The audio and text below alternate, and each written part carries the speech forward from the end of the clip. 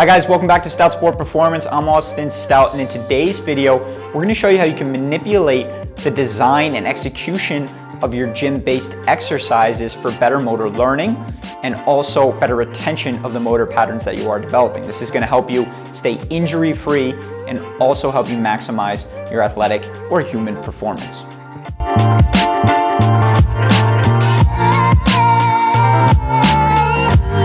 Hi guys, Austin Stout here from Stout Sport Performance.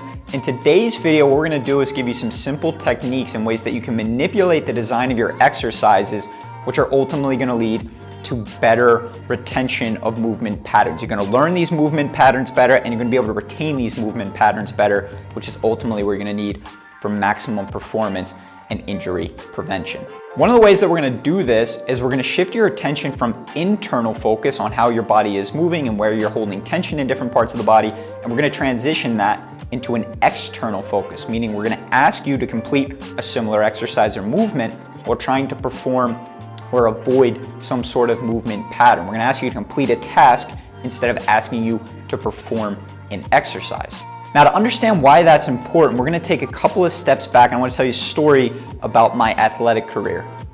Now, before I was a trainer, I was an athlete, and between the ages of about 18 to 24, I was working as hard as I possibly could. I was working my balls off to try to become a professional soccer player. Now, the reality is, at some point in that career, it became clear to me that I had a few technical deficiencies that were going to keep me from reaching the levels that I wanted to reach.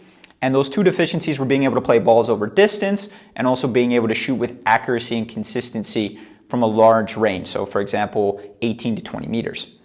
Now at the time, I took the motor learning approach of repetition is key. And so what I did is every day for about 4 hours, I would take a couple of bags of balls and I would go onto the field after practice by myself, and I would consistently rip shots from outside the 18-yard box, and I would play balls over distance.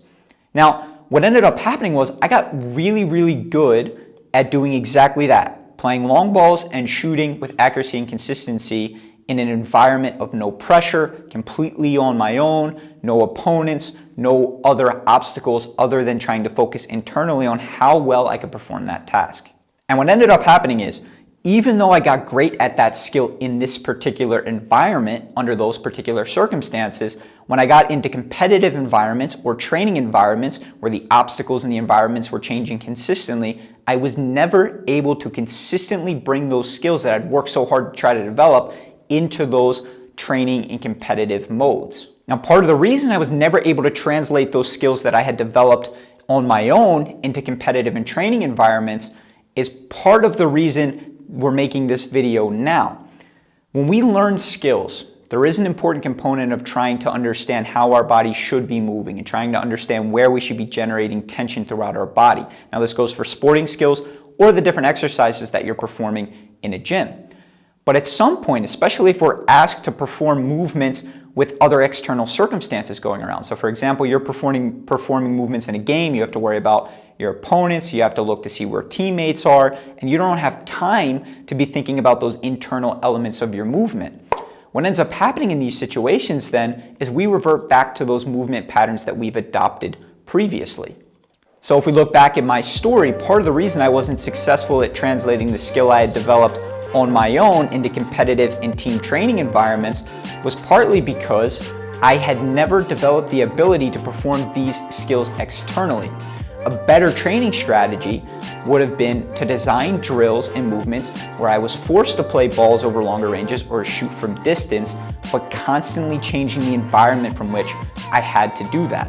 So now we rewind and we're going to return back to the idea of this video. And essentially what we're going to do here is ask you to perform 3 exercises that you might have already performed at a gym, but instead of having you focus internally on how you should be performing the exercise, where you should be generating tension at different parts of your body, we're going to ask you to accomplish a specific objective or task, which, because of the design of the exercise, is going to allow you to develop a high quality movement pattern, which is likely going to be ingrained into you, and you're going to be able to hold on to it better than you would be able to, for example, if you were to learn that movement or activity by focusing purely on what's going on internally in this specific environment.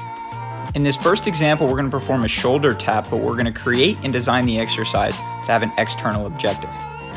Instead of asking our client to brace their core or to try to prevent their hips from tipping side to side, we're just going to place a foam roller on their back and ask them to keep that foam roller as still as possible. By doing this, we're asking them to find an effective movement solution to keep the foam roller as still as possible without explicitly telling them how we want them to perform the given exercise. Now, there's nothing wrong with using internal cueing for an exercise like a shoulder tap, but using this external objective design is going to allow us, one, to have a little bit of fun while we perform the training session, and we might benefit from a little bit better retainment of this learned motor pattern. In example 2, we're going to perform a half kneeling kettlebell overhead press, and what we're going to do is we're going to place our client next to a wall. And the reason we're going to do this is to help them learn a high quality overhead pressing pattern in which we're going to keep the elbow tight to the body. Instead of asking the person to press straight overhead, what we're going to do is just ask them not to make contact with the wall and allow them to find an effective movement solution for the overhead press, which as a result is going to be close to the body and directly overhead.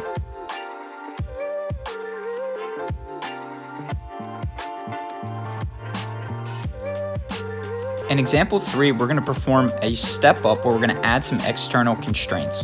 To perform a high quality step up, we're going to need to make sure that at the top of the movement, our core, our hip, and our glutes are actively engaged and tense to be able to maintain a high quality position.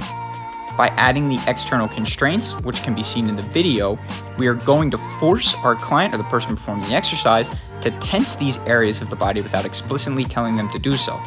It may take slightly longer to find appropriate movement solutions, but once the person is able to find these solutions, they're more likely to be retained over time.